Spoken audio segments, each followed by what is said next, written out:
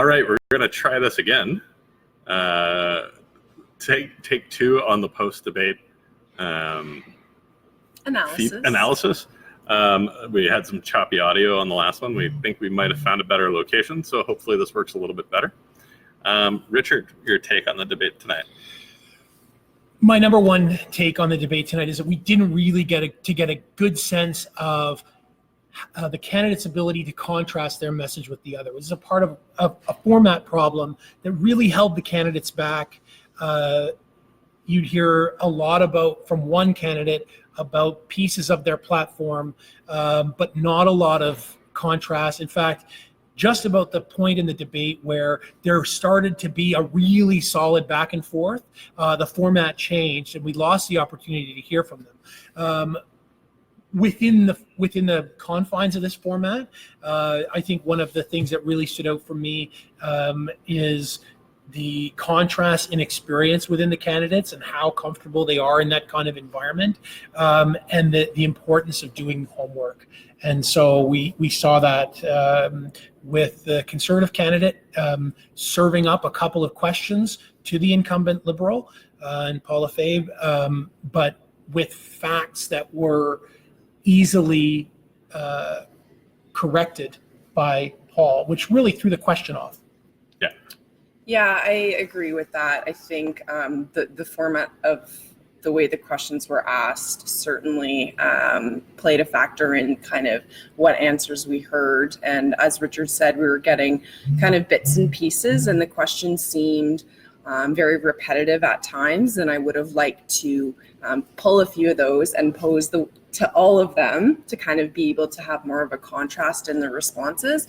I was happy that the questions that were asked were still on a wide array of issues. So we had everything, environment, healthcare, Indigenous communities, relations there, Francophone rights. So there was a bit of an extra mix in there, trade, foreign aid, which was interesting. But again, the format did limit it in certain ways. Yeah, you could see the candidates biting their lips sometimes, wanting to get in when a question was asked. It is hard as a candidate when you're seeing some information be presented that you have a fact that you think is really important to add to it. And you saw that a couple times in the debate where there was some obvious jump-in points where the candidates weren't allowed to do that. One of the things I did find nice about this format, and it's more an issue of current social media, was you saw a lot of bad info come from a lot of bad memes. We saw, that the Green Party would eliminate mining, and Bill Crumplin was easily able to deal with that.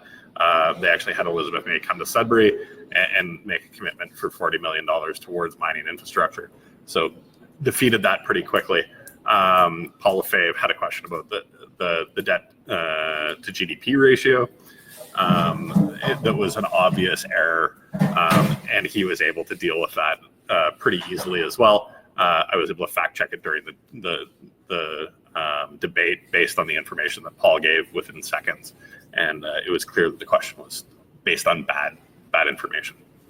Yeah, and I think the other piece as well was kind of building on top of Jeff, but when it came to the policy aspects, it was really clear which candidates were very familiar with their party's policies. Of course, Paul had the advantage of being the incumbent, very familiar with his, but also emphasized his track record, specifically what he's brought to Sudbury.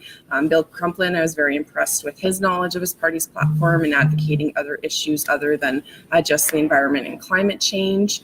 I would have liked to see a little bit more from Beth. I know there's a lot about more ideology and social justice. I would have liked to hear a little bit more specific on the NDP's policies.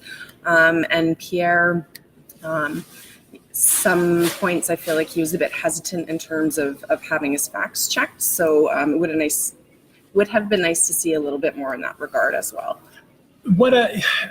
Those of us that have been in the role know even with a less experienced candidate, what you want to do is get them to think about what are the core messages that you want to leave the viewer with. And even though, there was 100 people in the room tonight, and then maybe, a few hundred more watching it through social media or at home. There's still this debate, and particularly in our riding, matters a lot. And what is that core message that you want to walk out the door with? And if you don't have a good answer to a question, because the questions were coming largely, 90% of the questions tonight came from the audience, and it certainly wasn't a nonpartisan audience, and the questions came in two forms. They were either lob ball questions from supporters or weird, incorrect memes largely sent to the incumbent from opponents in the crowd. If you've got a weird question or one you don't need to answer or know how to answer, there is a place to go, and that's back to your core message. What is this campaign all about? If this campaign is all about jobs, somewhere in that question there's a jobs answer. You just got to find it. Yeah. And the more experienced candidates can do it. You can't trip up Paul Lefebvre with a weird question like that, because he's got not only the facts, but he's also got the message. And I think that's really where he stood out tonight. Yeah, I think so. I've been on the candidate side of things before, and there is that want to try and stay on question and fulfill it for people. Mm-hmm. But as a candidate, it's really difficult. It's easy to be smart about the things that you have a lot of knowledge about. When you hit the debate stage, you start realizing people are going to ask you questions about things you don't know about. Beth did an okay job on a mining question, saying that she would work with experts. It's a little bit difficult in a city like Sudbury, where mining is such an important piece, to pass that question like that.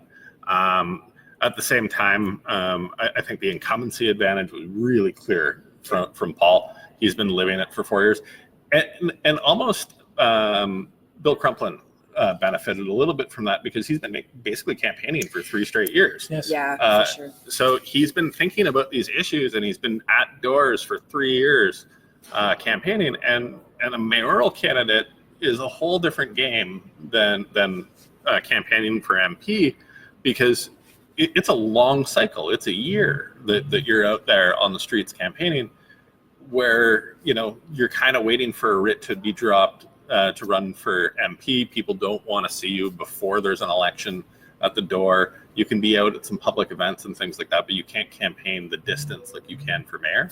So I think that gave Bill a lot of advantage. He's had these discussions and was a little bit more ready for some questions than the other candidates were outside of Paul.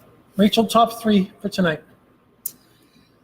The 5, I would say. So Paul, number 1. I think, as we said, incumbency advantage, but also I think his polish and his presence a lot more comfortable now in his speaking and questions on the spot, and just articulate and the way he times his responses, even just because I know that I'm sure is not easy as a candidate to be on point with timing. But knew his policy platform very well. Number 2, if we're going to do number 2, I would say for me, I'd look between kind of Bill Crumplin and Beth Mayers. Like I said, with Beth, I would have liked to see a bit more on the policy, but I did like that she was honest. Certain points when she wasn't as familiar with it. And Crumplin, I did like that he was talking about other issues and very confident in that. And that's kind of where I stand in that regard. Yeah, I would list it very similar. I would put Lefebvre first. It was obvious that he was the most prepared to be at this debate. I would put Bill Crumplin second. Even to a certain extent, you always get the T-ball questions, and your party sets you up for it. The choice of the T-ball question was better from Bill than the rest. It wasn't an environmental question, and he handled it very well. I think there was a bit of acting there, like, oh, this wasn't the thing that I thought I'd get asked, but he also had the notes ready to go with the tab on it. Yes. So yeah. A decent bit of acting, Bill. Is that a bonus point for good acting then, or what? He's getting a little bit of a bonus point for good acting. But preparation. But being prepared and realizing that he needed to differentiate himself just from the environment and be able to show some breadth of what the Green Party stands for, because they do have a wide platform and they don't get credit for it. And I think he delivered that tonight. which is probably the thing he had to deliver. So I give him a point for that. Beth, I think, did well, but again, I think I have to dock points for a question that you should have been prepped for. You should have had some kind of answer for mining in a debate in Sudbury.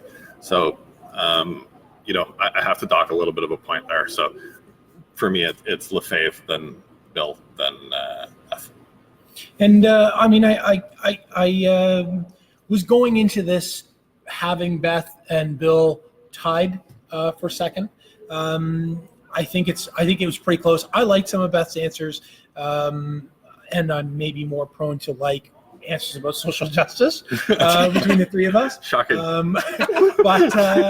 Yeah, I mean, Disclaimer. I think that the biggest differentiator between Bill and Beth was that Bill is more comfortable in a debate environment, I think slightly, and that some of the questions made Beth pause a little bit too long before she got into the answer. So, I think we'll have to give this one to the incumbent tonight, and with only a few days to go. I mean, debates don't really move the needle too much, although there is usually eyes on the chamber debate. So, Well, and they're getting this big push right now. Yeah, So that's right. Being live on the Sudbury Politics, For you. the show. Yep. This has raised the level of the debate with, I think we're up to 3 viewers total. So we're killing it now. Well, we're going to see this exact same format tomorrow night from the Chamber of Commerce debate in the nickel belt riding. And one of the things I'm going to be looking for is the engagement in the audience and the life that happens at Confederation. You're in a high school gym or a large high school kind of space, not the sort of very formal space that we're in just now at Boreal. And, there's maybe a lot more at stake in the nickel belt riding. And I would expect that we're going to see a little bit more fireworks tomorrow night. And we'll see if we actually get delivered on that, which I wouldn't mind, because this debate dragged quite a bit. Long. Yeah. It dragged because of, I think, one candidate at a time answering a question and no back and forth. That lack of back and forth. So we made it can difficult. cross our fingers for tomorrow night. But the three of us will be there with the candidates from Nickel Belt. So hopefully we'll have all of our technical issues taken care of between now and then. And we'll check in just before the debate starts. And then we'll check in after. And you can watch our live tweeting at Sudbury Politics and check back here Facebook Live for our analysis. So thanks, the 5 of you, or however many of you are tuning in. We really appreciate it. And thanks for being a part of it. Perfect. Thank you.